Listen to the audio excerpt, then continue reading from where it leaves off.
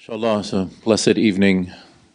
We celebrate the birth of greatest human being who ever lived, will ever live, our Master Muhammad sallallahu alaihi wasallam. Inshallah ta'ala, just say a few things, inshallah. I don't know any Farsi poetry, so inshallah. I'll say a few things, inshallah. I'll quote some. So, the Prophet sallallahu alaihi wasallam is our greatest benefactor from humanity. And he benefits us in all three stages of his life. I mean, there's more than three stages, but the three stages that we're familiar with. His hayat dunyawiyah. The Prophet ﷺ is, when he was with the Sahaba, he was asking forgiveness for his ummah. So Allah subhanahu wa ta'ala says, فَبِمَا رَحْمَةٍ مِّنَ اللَّهِ لِنْتَ لَهُمْ وَلَوْ كُنْتَ فَضًّا غَلِيظَ الْقَلْبِ لَانْفَضُّوا مِنْ حَوْلِكَ فَاعْفُ عَنْهُمْ وَاسْتَغْفِرْ لَهُمْ. It is part of the incredible mercy of Allah subhanahu wa ta'ala, and there's so much emphasis in the Arabic, it's hard to even, no translation is even close. It is the incredible, incredible mercy of Allah subhanahu wa ta'ala that you have lean, you have gentleness. If you were harsh or hard-hearted, ghalid al-qalb, thick of heart, you would have seen people flee from your presence. This is very important, to internalize the sunnah of the Prophet ﷺ, especially with our families, especially men with wives. This is very, very important. Women are compromised physically. Men are more stoic than women, generally. And the Prophet ﷺ, he treated his wives with kindness, with mercy. This is extremely important. The inward sunnah. وَمِنْ آيَاتِهِ أَنْ خَلَقَكُم مِّنْ أَنفُسِكُمْ أَزْوَاجًا لِتَسْكُنُوا إِلَيْهَا وَجَعَلَ بَيْنَكُمْ مَوَدَّةً وَرَحْمَةً.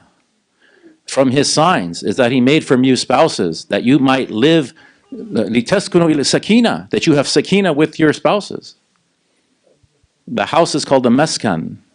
It's a place of security for the woman. If she doesn't feel like her house is a place of security and safety, then the husband has failed in his duty of being a husband. This is extremely important. How did our mother Aisha radiallahu anha describe the Prophet sallallahu alaihi wasallam? Kana rajulan min al-rajul. He was basharan min al-bashar. He was a man from among the men, a great man.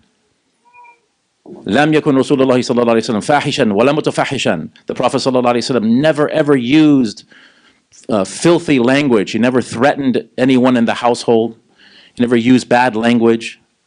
He never scared his wives, this type of thing. This is extremely important.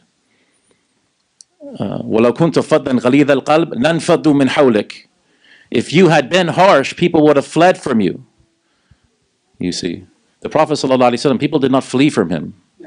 He brought people together. Look at his Sahaba. Where are they from? All over the world. Look at the Muslim Ummah. His message is uniting everybody. Many, many people in the West right now converting to Islam for different reasons. One reason is all of these amarat as-sa'a are coming true. Everything he says in this, even some of these hadith are very weak, but they come true. Of course, a weak hadith is not mawdu'. There's just a little problem here and there. It's not an A+ hadith, but these things come true, and people are starting to notice these things. فَاعْفُوا عَنْهُمْ, forgive them. وَاسْتَغْفِرْ لَهُمْ. And the ulama say, Imam al-Razi, rahimahullah, he says, فَاعْفُوا عَنْهُمْ, forgive them for things that they do against you personally. But things that they do against Allah, ask forgiveness for them. Make istighfar for them. The Prophet ﷺ in his life, his hayat dunyawiyah, was making istighfar for his ummah. Her mother Aisha radiallahu anha said that the Prophet ﷺ was standing all night. Qama, he was standing bi ayatin, layla, one ayah he was reciting the whole night.